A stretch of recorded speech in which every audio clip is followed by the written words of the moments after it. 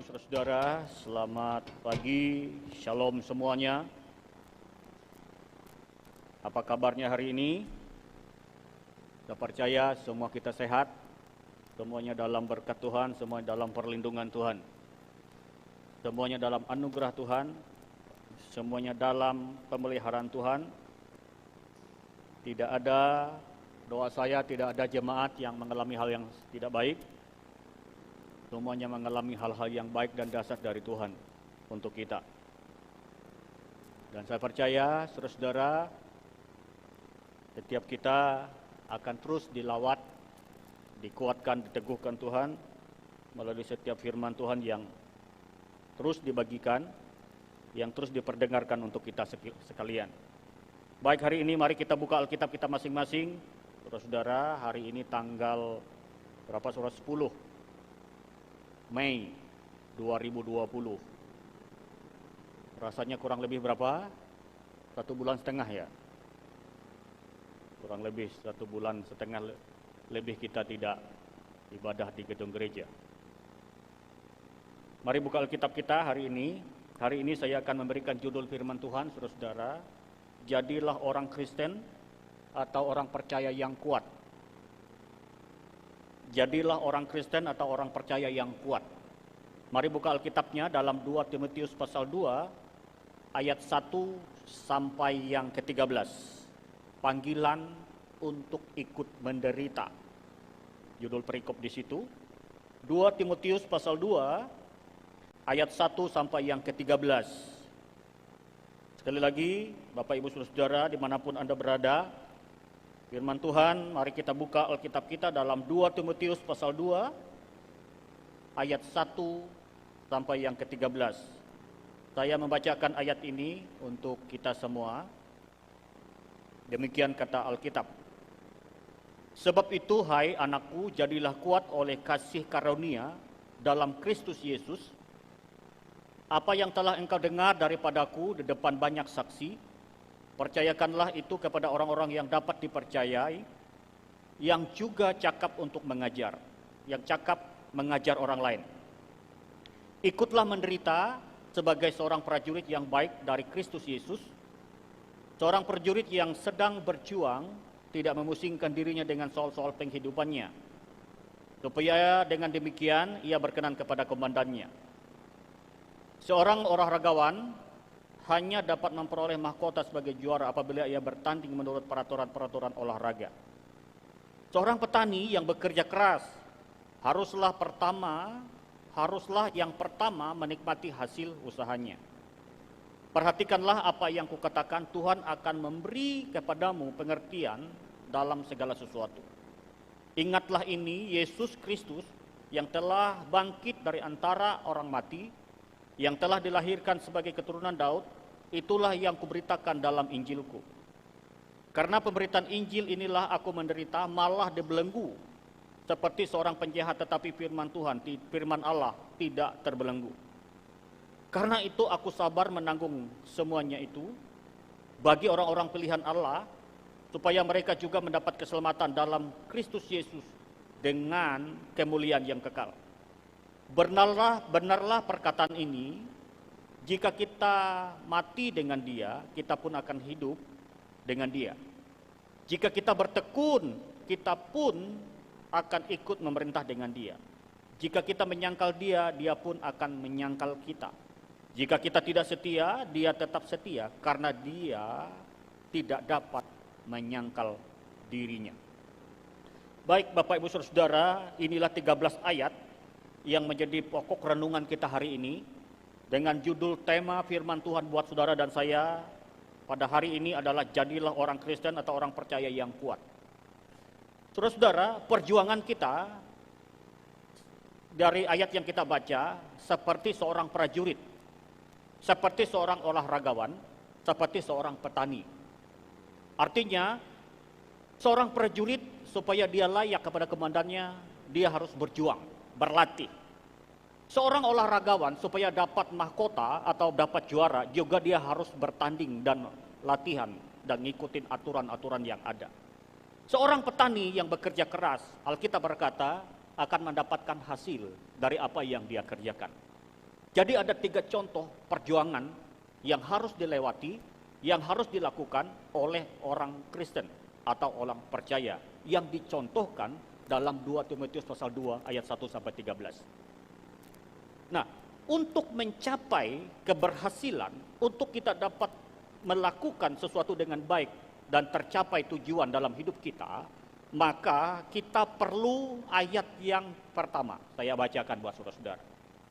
Kenapa saya ambil judul hari ini, jadilah orang Kristen atau orang percaya yang kuat. Bunyinya begini, sebab itu hai anakku, kata Paulus, jadilah kuat oleh kasih karunia dalam Kristus Yesus. Terus saudara, ini penting buat kita hari ini, kenapa kita perlu kuat? Mengapa kita sebagai orang Kristen perlu kuat? Ada 5 hal yang patut kita catat, yang patut kita renungi, yang patut kita jadi pokok bahasan perenungan kita pada hari ini. Ada 5 hal yang harus kita kerjakan, yang harus kita lakukan, saudara, mengapa kita harus menjadi orang Kristen, orang percaya yang kuat. Yang pertama, keluarkan bahan saya, saudara, kita harus menjadi orang Kristen yang kuat karena banyak tantangan, kesulitan, pergumulan, perjuangan, problem, masalah yang harus kita hadapi. Itu yang pertama, saudara-saudara. Kenapa kita harus kuat? Karena kita akan banyak berhadapan dengan tantangan, dengan kesulitan, pergumulan, bahkan kesusahan, dan berbagai macam lainnya yang namanya tantangan. Tantangan banyak hal, saudara, pengertiannya. Bisa sakit, penyakit, kesusahan. Bahkan hari ini, Gereja Tuhan orang percaya berhadapan dengan tantangan COVID-19. Kalau benar berita hari ini, saudara, yang dikirim ke saya bahwa Indonesia sedang memproduksi obat antivirus COVID-19.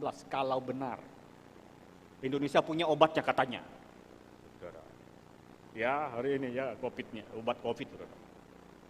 Ya, dan menurut teman-teman saya yang hubungi saya, bilangnya benar ini sekarang sedang diproduksi. Saudara. Jadi kalau sakit minum sembuh, seperti obat demam.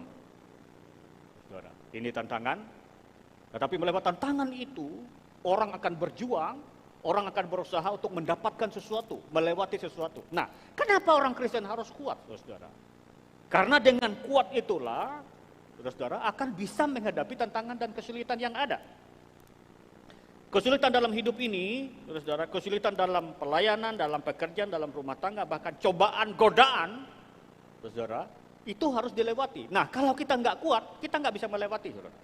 Dan tantangan ini membuat orang kreatif, membuat orang inovatif dalam hidupnya, saudara. Karena perjuangan tantangan ini, saudara, saya lihat, karena setiap hari saya terus berhubungan dengan banyak orang, saudara. Di grup dan lain-lain, saudara. Hari-hari ini orang pada kreatif semua, saudara. Ya, tidak perlu repot-repot duduk manis di toko sebagian, terus orang bisa jualan dari rumah. Saudara, makanan macam-macam, saudara. Semua orang pada kreatif sekarang, saudara. Sampai bapak-bapak jago-jago masak saya lihat, saudara. Jadi berlomba-lomba masak dengan istrinya. Karena nggak ada kerjaan lain, saudara. Buka-buka buku resep, jadi ahli. Jadi rupanya tantangan dan kesulitan itu, saudara, sebagai peluang untuk orang kreatif, saudara. Kreatif.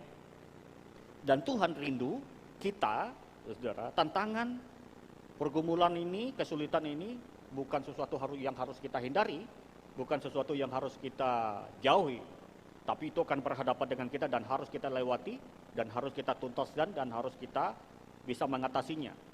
Dan tantangan ini harus kita membawa kita menjadi orang yang kreatif, inovatif, bahkan punya kreasi yang luar biasa.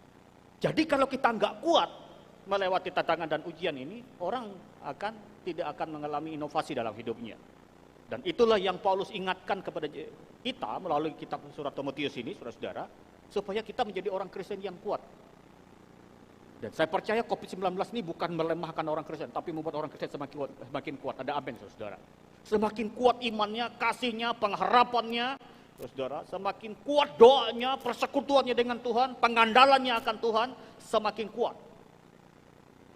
Ya, saudara-saudara, Pokoknya hari-hari ini menurut saya dalam pengalaman kami sekeluarga nggak ada hal yang dikerjakan selain kita beraktivitas di rumah. Ya, jadi guru buat anak-anak, ngurus rumah, masak, saudara, nggak ada lain yang dikerjakan, saudara. Bagaimana kita memperkuat roh kita. Nah, gereja kita, saudara, mulai hari ini, nanti sudah kita umumkan tadi di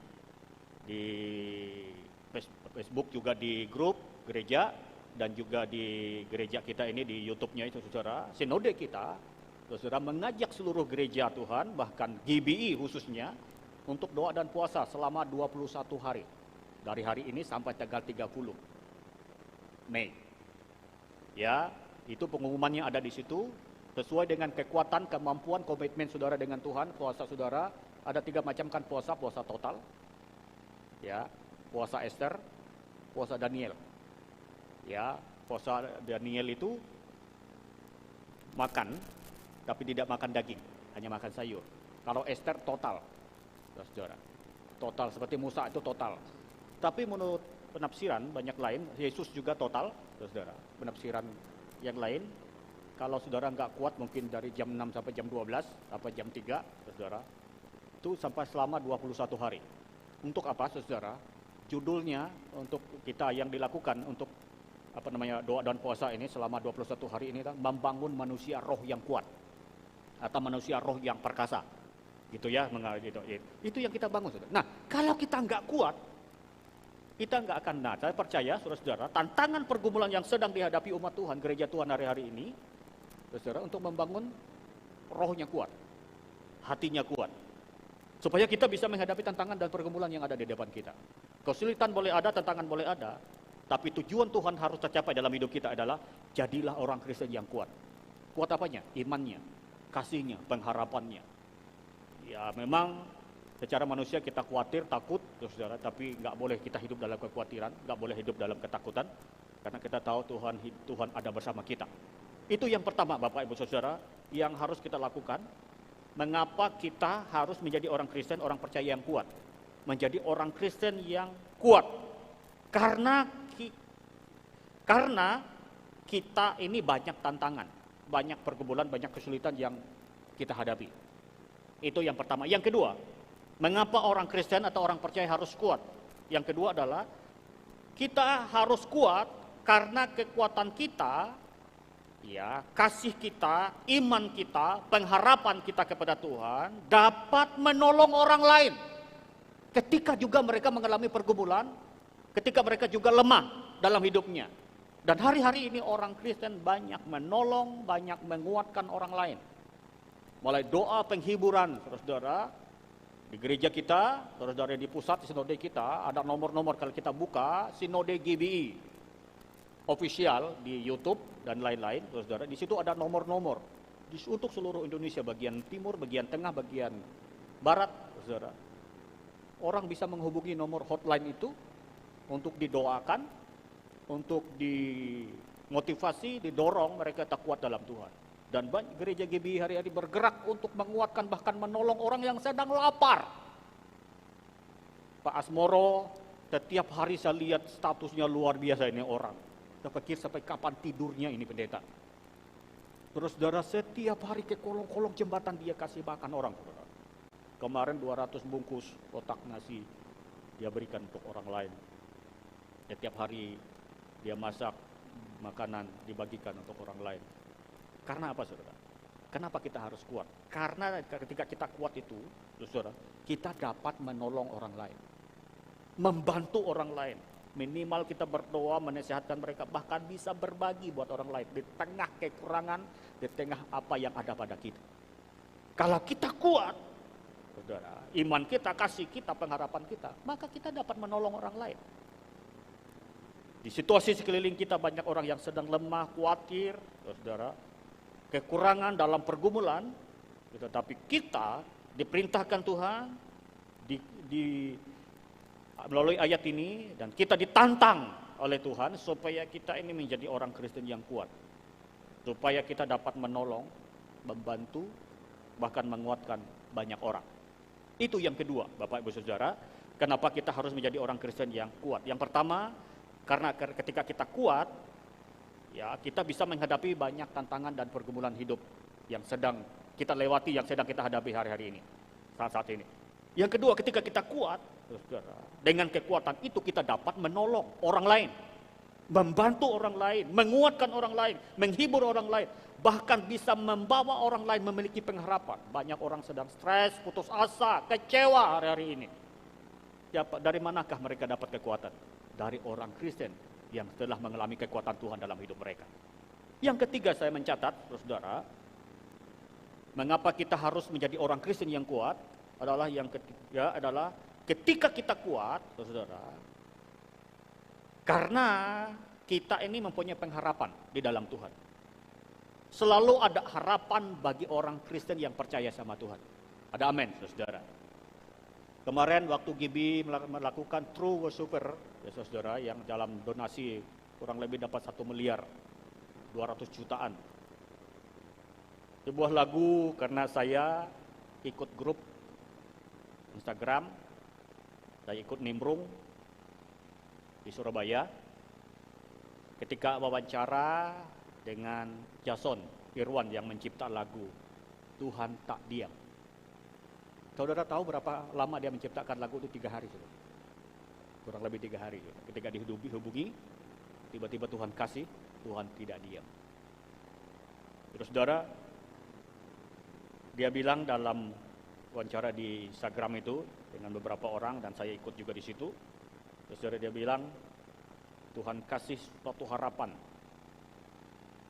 melalui lagu itu, bahwa selalu ada harapan bagi orang yang kuat di dalam Tuhan. Terus saudara, kenapa kita harus kuat? Karena kita ini memiliki pengharapan yang pasti di dalam Yesus, saudara. Dunia, keadaan, segala sesuatu sepertinya tidak membawa harapan. Sampai kapan COVID ini berhenti? Tapi dengarkan baik-baik saudara, orang Kristen yang kuat itu selalu ada harapan dalam hidup mereka. Selalu ada pengharapan dari Tuhan buat mereka. Karena apa, saudara? Alkitab bilang, orang yang menderita, orang yang berjuang seperti seorang prajurit, orang yang berusaha latihan seperti seorang olahragawan, seperti seorang petani yang berjuang keras untuk mendapatkan hasil. Yang satu yang dia miliki adalah karena dia memiliki pengharapan. Ketika dia berjuang, ketika dia berlatih, ketika dia bekerja dengan sekuat tenaga, dia akan mendapatkan hasilnya. Kenapa kita harus kuat? Karena kita ini memiliki pengharapan di dalam Tuhan. Orang dunia sedang kehilangan pengharapan. Orang Kristen punya pengharapan yang pasti di dalam Yesus Kristus yang tidak pernah mengecewakan kita. Alkitab berkata gini, ujian iman itu membuat kita tahan uji. Membuat kita berpengharapan. Membuat iman kita teguh. Membuat iman kita semakin murni. Membuat pengharapan di dalam Tuhan tidak mengecewakan. Karena itu miliki pengharapan. Karena itu Yeremia 17 berkata begini, diberkatilah orang yang mengandalkan Tuhan dan menaruh harapannya hanya pada Tuhan. Diberkati, saudara. Diberkati. Kata diberkati itu luas, tidak bicara secara jasmani, tetapi secara rohani, secara batiniah kita. Kita dikuatkan, kita memiliki pengharapan. Di tengah situasi yang sulit pun, orang percaya yang kuat selalu ada harapan dalam hidup mereka. Karena ada Yesus yang memberi pengharapan buat kita. Yang keempat, Bapak Ibu Saudara, saya mencatat hari ini, mengapa kita harus menjadi orang Kristen yang kuat? Kita harus kuat karena kita mempunyai sesuatu yang dapat diberikan buat orang lain. Kita mempunyai Yesus satu-satunya jalan, keselamatan dan hidup, kebenaran. Mari kita berpikir, saudara, mari kita berjuang, mari kita lakukan bagian kita. Kenapa kita harus kuat? Karena ada sesuatu di dalam hidup kita yang dapat kita berikan buat orang lain. Yang pertama yang dapat kita berikan, nama Yesus. Yang kedua adalah firman Allah sebagai petunjuk hidup kita. Yang ketiga, Roh Kudus sebagai penolong dan penghibur kita. Itulah yang harus kita berikan.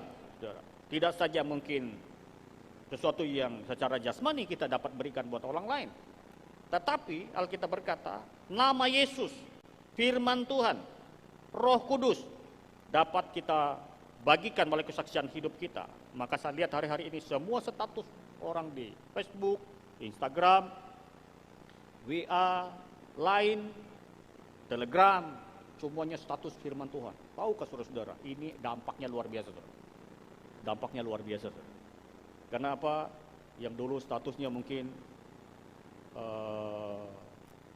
jatuh bangun aku mengejarmu, sebagian statusnya begitu. Sekarang statusnya yang saya baca sebagian tetap kuat dalam iman, tetap kuat dalam Kristus. Wah, ini kan luar biasa, saudara. Ya, terus berharap sama Tuhan, gitu status-status orang. Walaupun simpel, pele kata-kata itu, tetapi ketika orang membacanya, saudara, itu membawa dampak yang luar biasa.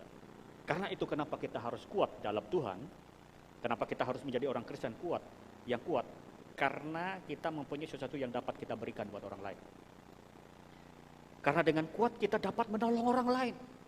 Karena dengan kuat saudara, kita dapat menghadapi tantangan dan kesulitan. Karena dengan kuat kita ini memiliki pengharapan. Makanya orang Kristen itu tidak ada yang lemah, tidak ada yang khawatir, karena mereka selalu ada pengharapan. Apa yang mereka harapkan pasti terjadi. Karena iman itu mengharapkan sesuatu, saudara.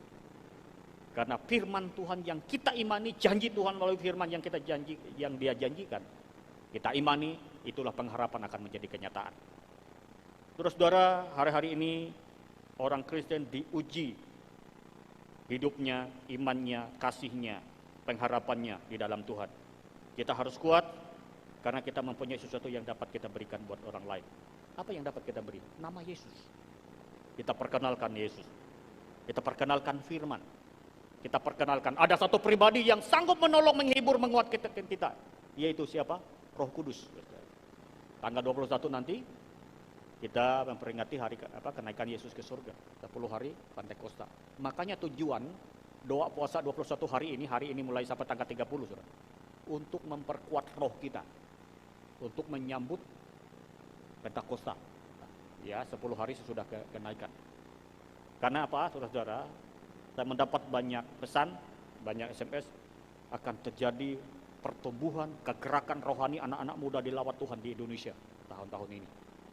Makanya kita harus banyak berdoa. Dan kita percaya lawatan Tuhan akan bekerja lebih dahsyat atas semua bangsa, negara, gereja. Siap-siap, saudara. Tuhan akan melawat negeri, kota kita, hidup kita. Ketika kita mengambil bagian kita di dalam Tuhan. Terus saudara, inilah yang keempat, yang kelima, yang terakhir. Saya mencatat saudara, mengapa kita harus jadi orang Kristen yang kuat. Jadilah orang Kristen, orang percaya yang kuat.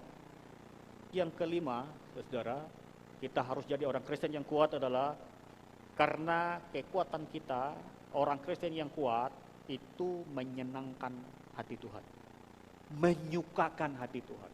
Tuhan gak ingin anak-anaknya lemah, anak-anaknya gak kuat. Tuhan ingin kita kuat. Karena apa? Kita kuat.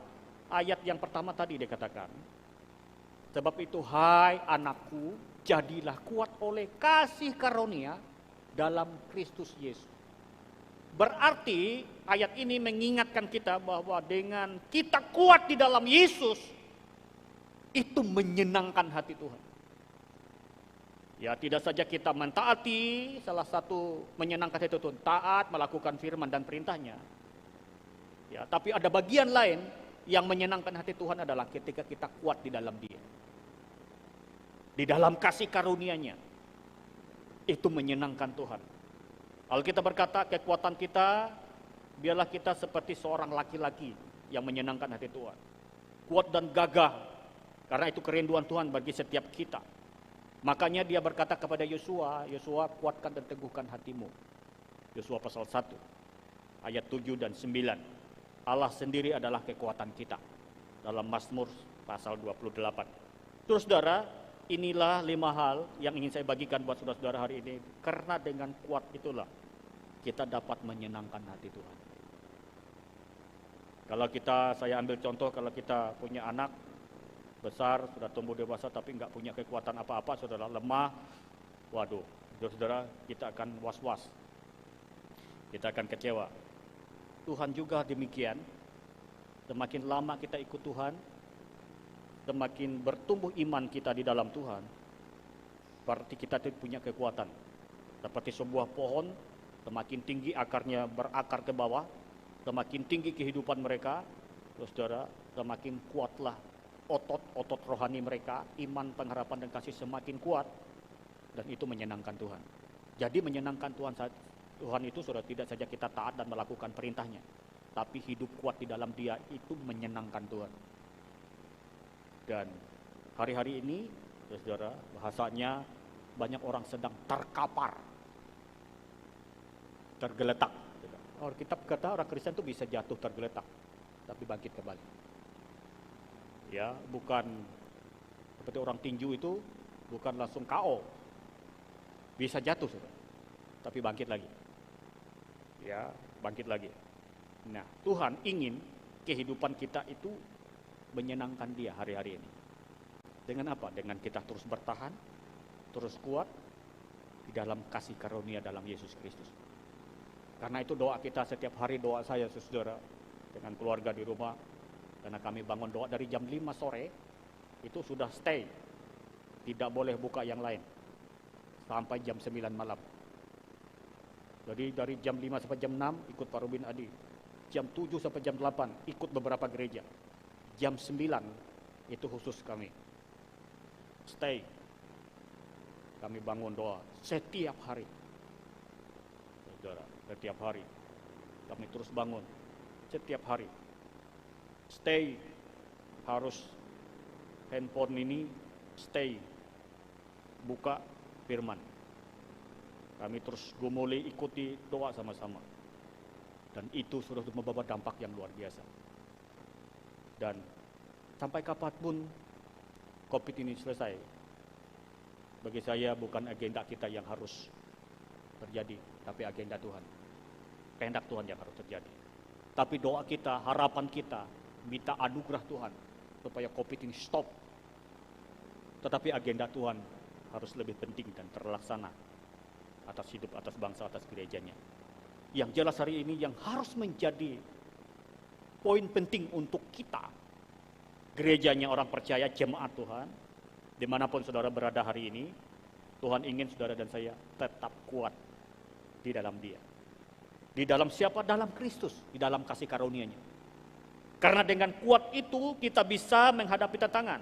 Karena dengan kuat itu, saudara-saudara, kita mampu berhadapan dengan setiap kesulitan apapun. Kenapa kita harus kuat? Karena banyak tantangan dan pergumulan yang kita hadapi. Dengan kuat, saudara-saudara, kita dapat menolong orang lain.